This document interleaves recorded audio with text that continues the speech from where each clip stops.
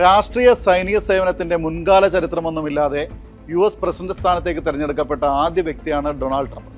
Business ആയിരുന്നു ട്രംപിന്റെ ഇടം. 1971 കുടുംബത്തിന്റെ റിയൽ എസ്റ്റേറ്റ് ബിസിനസ് ചുമലിലേറ്റ ട്രംപ് ആ ബിസിനസ് സാമ്രാജ്യത്തെ വിശാലമാക്കി. ലോകമെങ്ങും വിവിധ മേഖലകളിലായി സ്ഥാപനങ്ങളായി വളർന്ന ബിസിനസ്സിന് ട്രംപ് ഓർഗനൈസേഷൻ എന്ന ഒറ്റപ്പേരായി. പ്രസിഡന്റായി തെരഞ്ഞെടുക്കപ്പെട്ടതിനെ തുടർന്ന് അതിന്റെ തലപ്പത്ത് നിന്ന് ട്രംപ് മാറിയെങ്കിലും ആ ബിസിനസ് സാമ്രാജ്യത്തിന് യാതൊരു ഇളക്കവും തട്ടിയിട്ടില്ല. അത് അഭിവൃദ്ധി പ്രാപിച്ചുകൊണ്ടിരിക്കുകയാണ്. രണ്ടാം തവണയും അധികാരത്തിലേറിയതിന് പിന്നാലെ ട്രംപിന്റെ വരുമാനം കുതിച്ചുയരുകയാണെന്നാണ് റിപ്പോർട്ടുകൾ. പരമ്പരാഗത ബിസിനസ്സിനൊപ്പം ഡിജിറ്റൽ ആസ്തികളിലേക്ക് കൂടി ശ്രദ്ധ വെച്ചിട്ടുണ്ട് ട്രംപ്. സൈബർ ഇടങ്ങളിൽ നിറയുന്ന ട്രോളും പരിഹാസവും മീമും പോലും ട്രംപിന് സാമ്പത്തിക നേട്ടമാണ്.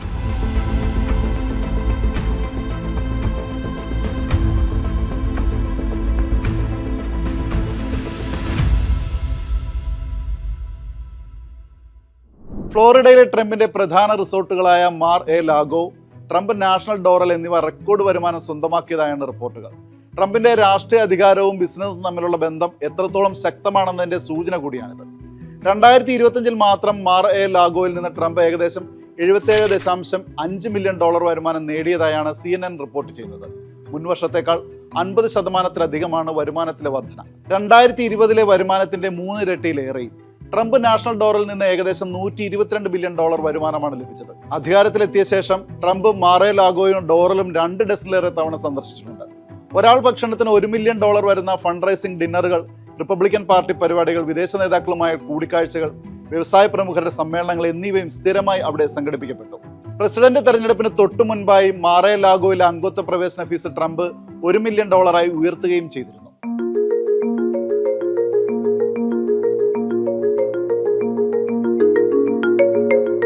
പ്രസിഡന്റുമായി നേരിട്ട് സംസാരിക്കാനുള്ള സാധ്യതയുണ്ട് എന്നതാണ് റിസോർട്ടിന്റെ പ്രധാന ആകർഷണം. രാത്രി ഭക്ഷണത്തിനിടെ ട്രംപുമായി അനൗപചാരികമായി സംസാരിക്കാൻ കിട്ടുന്ന അവസരം. അത് ആവശ്യമായവരാണ് മാർ എ ലാഗോയിലേക്ക് വന്നുകൊണ്ടിരിക്കുന്നത്.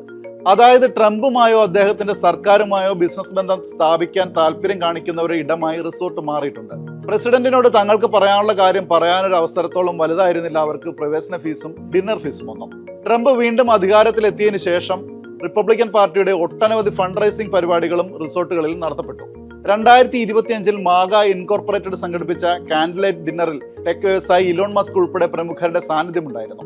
2025-26 കാലയളവിൽ റിപ്പബ്ലിക്കൻ നാഷണൽ കമ്മിറ്റി മാർ എ ലാഗോയ്ക്കും ഡോറലിനുമായി $1 മില്യൺ ചെലവഴിച്ചതായി ഫെഡറൽ തെരഞ്ഞെടുപ്പ് കമ്മീഷന്റെ രേഖകൾ വ്യക്തമാക്കുന്നുണ്ട്. ട്രംപ് സർക്കാരുമായി ബിസിനസ് ബന്ധമുള്ള ചില കമ്പനികളും റിസോർട്ടുകളിൽ പരിപാടികൾ സംഘടിപ്പിച്ചിരുന്നു. കോവിഡ് വാക്സിൻ നിർമ്മാതാക്കളായ ഫൈസർ കമ്പനിയുടെ ഉന്നത നേതൃത്വം 2025 ജനുവരിയിൽ ട്രംപ് സത്യപ്രതിജ്ഞ ചെയ്യുന്നതിന് മുൻപായി മാർ എ ലാഗോയിൽ യോഗം ചേർന്നതായി ഫിനാൻഷ്യൽ ടൈംസ് റിപ്പോർട്ട് ചെയ്തിരുന്നു. ക്രിപ്റ്റോ സംരംഭങ്ങൾ പ്രോത്സാഹിപ്പിക്കാനും ട്രംപ് സ്വന്തം റിസോർട്ടുകൾ തന്നെയാണ് ഉപയോഗിച്ചത്.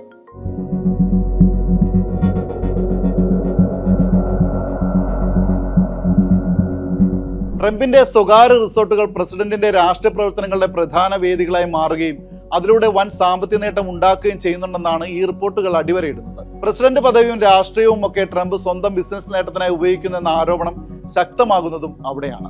രാജ്യ താല്പര്യത്തെക്കാൾ ബിസിനസ് താല്പര്യം ട്രംപിനെ ഭരിക്കുന്നതിൽ രാഷ്ട്രീയ നിരീക്ഷകർ ആശങ്ക പ്രകടിപ്പിക്കുകയും ചെയ്യുന്നുണ്ട്.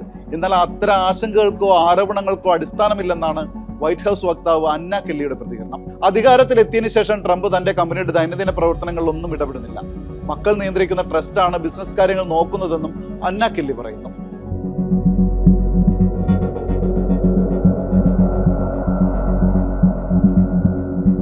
റിസോർട്ടുകളിൽ നിന്നുള്ള വരുമാനം മാത്രമല്ല ട്രംപിന്റെ സാമ്പത്തിക സ്രോതസ്. അതിനേക്കാൾ ഏറെയാണ് ക്രിപ്റ്റോ കറൻസിയിൽ നിന്നുള്ള നേട്ടം. ട്രംപ് മീം കോയിൻ, മക്കൾ സഹസ്ഥാപകരായ വേൾഡ് ലിബർട്ടി ഫിനാൻഷ്യൽ എന്നിവ ഉൾപ്പെടെ ക്രിപ്റ്റോ ബിസിനസ്സുകളിൽ നിന്ന് $1.4 മില്യൺ ട്രംപ് നേടിയിരിക്കുന്നത്.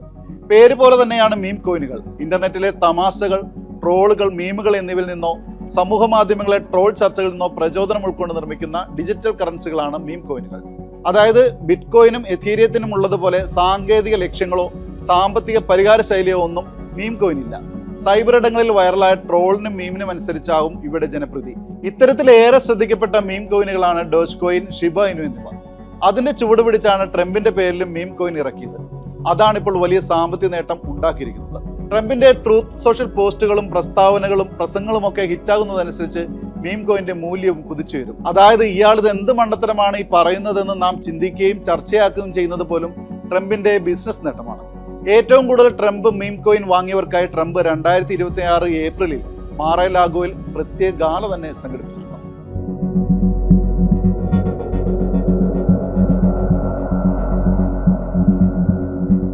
റിസോർട്ടുകൾക്കും ക്രിപ്റ്റോ കറൻസിക്കുമൊപ്പം പരമ്പരാഗത ബിസിനസ്സുകളായ ഗോൾഫ് കോഴ്സ്, റിയൽ എസ്റ്റേറ്റ് എന്നിവയിലൂടെയും ട്രംപ് നേട്ടം കൊയ്യുന്നുണ്ട്. വിയറ്റ്നാം, ഇന്ത്യ ഉൾപ്പെടെ രാജ്യങ്ങളിലെ റിയൽ എസ്റ്റേറ്റ് കമ്പനികൾക്ക് ട്രംപ് ബ്രാൻഡ് ഉപയോഗിക്കാൻ നൽകിയ ലൈസൻസ് കരാറിലൂടെ ഏകദേശം $60 ബില്യൺ വരുമാനമാണ് ഉണ്ടാക്കിയിരിക്കുന്നത്. മുൻ പ്രസിഡന്റുമാരുടെ കാര്യത്തിലൊന്നും കാണാത്ത തരത്തിലൊരു സാമ്പത്തിക വളർച്ചയാണ് ട്രംപ് സ്വന്തമാക്കുന്നത്. പരമ്പരാഗത ബിസിനസ്സൊപ്പം ഡിജിറ്റൽ അസറ്റിലേക്ക് കൂടി കണ്ണുനട്ടുള്ളതാണ് ട്രംപിന്റെ എക്കണോമിക്സ്. പദവിയും ഭരണകൂട നയങ്ങളും ഒക്കെ ഒപ്പം നിൽക്കുമ്പോൾ മാത്രമേ ആസ്തി കുതിച്ചുയരുന്നുവെന്ന് മറ്റാരേക്കാൾ നന്നായി ട്രംപിനറിയാം.